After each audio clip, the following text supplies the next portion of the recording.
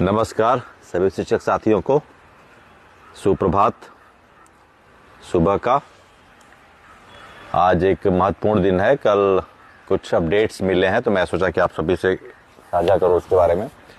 कल हमारे जो एक अखिल भारतीय शिक्षक संघर्ष मोर्चा का एक मुख्य घटक शिक्षक संगठन है यूटा, राजेंद्र राठौर जी के नेतृत्व में, तो आदरणीय राजेंद्र राठौर जी ने एक रीट डाली थी। वो रीट जो थी वो 2017 के अमेंडमेंट को उन्होंने चैलेंज किया था कि ये जो 17 का अमेंडमेंट है उसके संबंध में उन्होंने रीट डाली थी। तो उसमें कुछ अपडेट्स आए हैं। उस केस की आज हियरिंग है, आज हियरिंग के लिए उसको डेट मिला है।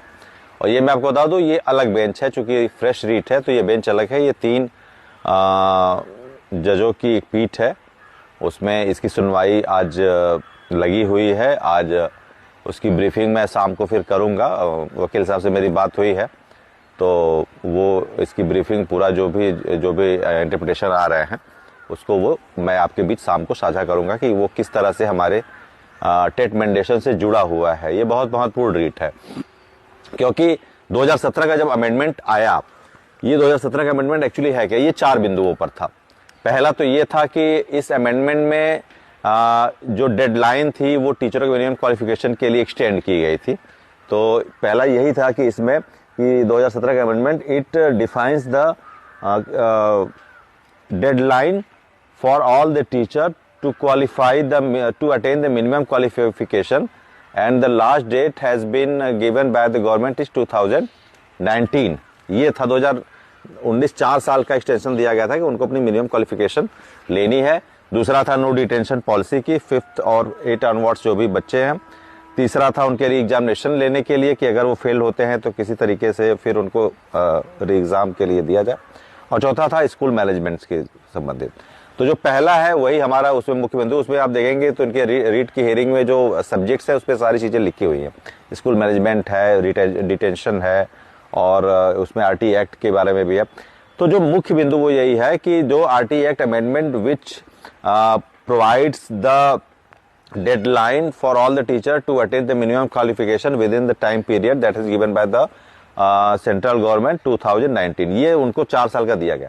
अब इसमें बात आती है कि ये वैलिडेशन को चुनौती किस लिए दिया गया। इसमें अब अगर कोर्ट आज सुनवाई करता है तो उस कोर्ट की सुनवाई में ये बात आएगी कि जो इन सर्विस टीचर हैं जिनके लिए आपने 4 साल का एक्सटेंशन दिया है मिनिमम क्वालिफिकेशन के लिए, अब ये मिनिमम क्वालिफिकेशन की बात आएगी। ये जो शब्दावली है इसको परिभाषा करना पड़ेगा वहां पर कोर्ट को, और इसके लिए एनसीटीई को भी जो है कि नोटिफाई किया जाएगा कि आपने मिनिमम क्वालिफिकेशन में क्या रखा है। मिनिमम क्वालिफिकेशन में अगर आपने टेट रखा है तो उसी टेट को रखने के विषय में मैं आपको बता दूं कि जब उसमें पैरा 1 पैरा 2 में इन सर्विस टीचर के लिए अगर आपने टेट रखा है तो उसी में आपने पैरा 5 में उसके एग्जम्पशन की भी बात की है। और उसी में आपने इन सर्विस टीचर्स के लिए ट्रेनिंग जहां पर नहीं प्रोवाइड किया जा रहा है स्टेट्स में, वहां पे आपने जो है कि ट्रेनिंग के लिए भी उन टीचरों के लिए बात की है। तो अब यहां पर जो आप देखेंगे उसमें रिस्पोंडेंट में 3 है, यूनियन ऑफ इंडिया है, उत्तर प्रदेश है और एनसीटी भी है रिस्पोंडेंट में। तो यहाँ पर जो चैलेंज किया गया है हमारी राजेंद्र राठौर द्वारा इस रीट के द्वारा, उसमें एनसीटी मुख्य जो है वो उत्तरापेक्षी है, उसी को रिस्पॉन्ड करना है। अब उसको इसके वैलिडेशन की व्याख्या करनी होगी कि अगर इसमें इन सर्विस टीचर के लिए 4 साल आपने दिया है तो वो 4 साल 2011 29 जुलाई 2000 के पहले के टीचर जो 2001 बेसिक शिक्षा नियमावली के अधीन भर्ती किए गए हैं उसी में आपने पैरा 5 में आरटी एक्ट के उसमें एग्जम्पशन की बात की गई है। इसकी व्याख्या करनी जो उस समय 1 सितंबर 2025 को जब फैसला आया एनसीटी के किसी तरीके से हलफनामे के शामिल न होने की वजह से मामला जनरलाइज किया गया।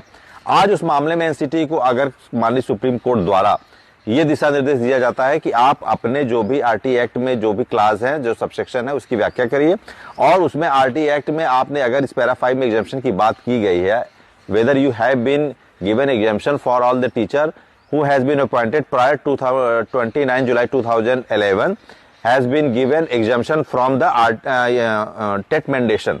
तो उसको क्लेरिफाई करना पड़ेगा। और ये जो 4 ईयर का एक्सटेंशन है ये उन टीचरों के लिए है जो सर्विस में आए हैं। 2 चीजें हैं, पहले तो व्याख्या करनी पड़ेगी मिनिमम क्वालिफिकेशन की, उसमें ट्रेनिंग भी आता है इन सर्विस टीचर के लिए जो 2011 के पहले 29 जुलाई के पहले भर्ती हुए हैं। फिर वो टीचर अगर 2011 के बाद भर्ती हुए हैं तो उनके लिए टेट मेंडेशन के लिए आप भाई जो टाइम पीरियड दिए हैं उसकी बात होगी। पहली बात तो ये होगी, व्याख्या के लिए मिनिमम क्वालिफिकेशन के लिए फुल जो है एलेबोरेशन करना पड़ेगा एक एनसीटी के पक्ष के द्वारा। इसमें आज की सुनवाई में भी कुछ कॉन्सिक्वेंस बनेंगे जिसमें फिर एनसीटी को जवाब देना पड़ेगा और वो इसकी व्याख्या करेगा मिनिमम क्वालिफिकेशन की।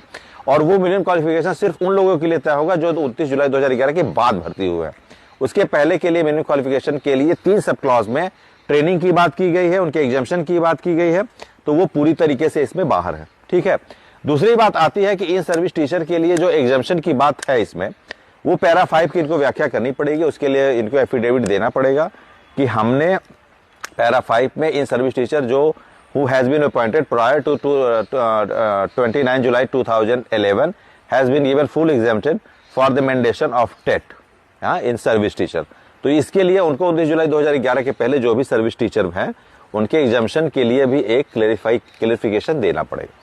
तो इन दोनों बातों पे है, एक मिनिमम क्वालिफिकेशन ये उनके लिए तय करेंगे जो 29 जुलाई 2011 के बाद भर्ती हुए हैं, और दूसरी बात इस बात की व्याख्या करनी पड़ेगी कि आपने आरटी एक्ट के पैरा 5 में आपने एग्जामिशन की बात की है, उसको भी आपको वेल एफिडेविट सबमिशन करना पड़ेगा। तो ये बहुत ही महत्वपूर्ण है। इसकी अगर आज विस्तृत व्याख्या हो जाए, विश्लेषण हो जाए और कोर्ट द्वारा संबंधित जो उत्तरापेक्षी पक्षकार है हमारा एनसीटी, वो अगर इस संबंध में अपने सम्यक जवाब देता है, विस्तृत जवाब देता है और संगत जवाब देता है, तो निश्चित रूप से ये हमारे टेट अनिवार्यता के जो चुनौती चल रही है हमारी माननीय सुप्रीम कोर्ट में, उसके लिए एक बहुत ही निर्णायक फैसला होगा। और ये सारी चीजें एडज्वाइन करेंगी। अभी कल मेरी बात भी हुई वकील साहब से, तो उन्होंने कहा कि हियरिंग के लिए चूंकि वो रिव्यू पिटीशन जो है वो माननीय दीपांकर दत्ता जी के ही बेंच में लगा हुआ है, तो इसलिए अभी उसमें थोड़ा सा स्टेट काउंसिल लगे हुए उसकी तारीख पे। ये चूंकि ये फ्रेश एंट्री थी, तो इस फ्रेश एंट्री की वजह से इस रीट में आज तारीख मिली हुई है, आज इसकी सुनवाई भी है। और एक बात आ रही है संवैधानिक पीठ से जुड़े मामले के लिए, जिसमें 30(1) में अल्पसंख्यक विद्यालयों को जो है कि विद्यालयों के नियमन के संबंध में जो उनको मिला हुआ है आरक्षण, उस संबंध में जो उस दिन 1 सितंबर को 5 सदस्यीय संवैधानिक पीठ में मामला चला गया अल्पसंख्यक विद्यालयों का, उसकी भी सुनवाई शायद 19 या 20 के, उसके बारे में मैं क्लियर करूंगा तभी आपको बताऊंगा। अधूरी बातें अभी है, तो जब तक वो स्पष्ट हो नहीं जाता, क्योंकि अभी 8 बजे मैं साइट देख रहा था तो बड़ी खंडपीठ की जो साइट है वो चल नहीं रही है, उसमें कुछ दिक्कत है। तो जैसे ही वो अपडेट होता है मैं आपको बताऊंगा। लेकिन आज का दिन बहुत महत्वपूर्ण है कि हमारे जो है अनुसांगिक संगठन यूटा के राजेंद्र राठौर जी ने जो चुनौती दी है वैलिडेशन 2017 के बारे में, उसके बारे में आज इंटरप्रिटेटिव एक डिसीजन आ सकता है, या हो सकता है कि वो कॉन्सिक्वेंस बने और एनसीटी उसके बारे में जो है एक अपना एफिडेविट दे। तो 2 चीजों पे आज ध्यान रहेगा। पहला ये कि एनसीटी को किस तरह से डायरेक्टेट किया जा रहा है माननीय सुप्रीम कोर्ट 30 सदस्यीय खंडपीठ द्वारा कि वो मिनिमम क्वालिफिकेशन की व्याख्या करे 2011 के पहले वकीलों के लिए, और दूसरा अगर एग्जामिशन की बात है तो उसकी भी पूरी व्याख्या करे। तो ये सारी बातें थी जो मैं आपको बताना चाह रहा था। और 24 का धरना आप जारी रहे कि यथावत है। सारी लड़ाइयां आप देखिए सब जो है विधिक है, चाहे संघर्ष है, सब एक दूसरे से जुड़े हुए हैं। 1 दिसंबर को माननीय जो है कि राष्ट्रपति महोदय ने शीतकालीन अधिवेशन के लिए सहमति दे दी है, वो भी शुरू होने जा रहा है। उसके पहले कैबिनेट की मीटिंग होगी। धर्मेंद्र प्रधान जी भी अब खाली हो चुके हैं बिहार चुनाव से बम्पर जीत के बाद, तो उनसे भी हम अपनी मुलाकात के लिए जो है उनको बधाई भी देते हैं भाई इतनी अच्छी जीत के लिए, और अपेक्षा करते हैं कि शिक्षकों की भी जीत आप ही के हाथों से होगी। शिक्षकों के संघर्ष की जीत भी धर्मेंद्र प्रधान जी के हाथों से होगी, और वो इस संबंध में आज जो भी अगर आता है तो एनसीटी को भी करे, और हम लोग भी पूरी कोशिश में है कि उनसे मुलाकात किया जाए।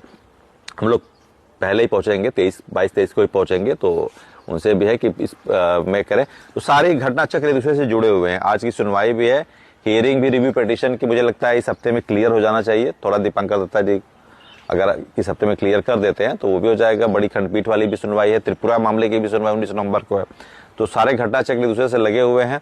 कैबिनेट की मीटिंग है, अब सरकार भी खाली हो चुकी है चुनाव से, तो हम भी अपनी बात को संगत तरीके से उनके सामने रख सकते हैं, और जल्द ही हम जो है कि प्रयास कर रहे हैं कि अपने संगठन के द्वारा उनसे मुलाकात करें। तो आज के इस सुनवाई पे हमारी पैनी नजर है, और हम जो है इस पर जो भी रहेगी उसकी विस्तृत व्याख्या देर सवेर आपसे करेंगे, फिर जो भी कॉन्सिक्वेंस बनता है। चलिए, फिर आप लोग दिल्ली आ रहे हैं ना, सभी लोग पहुंचिए, दिल्ली मुलाकात होगी। संघर्ष अभी हमारा जारी है और रहेगा, ठीक है। चलिए, शिक्षक एकता जिंदाबाद। बहुत बहुत धन्यवाद।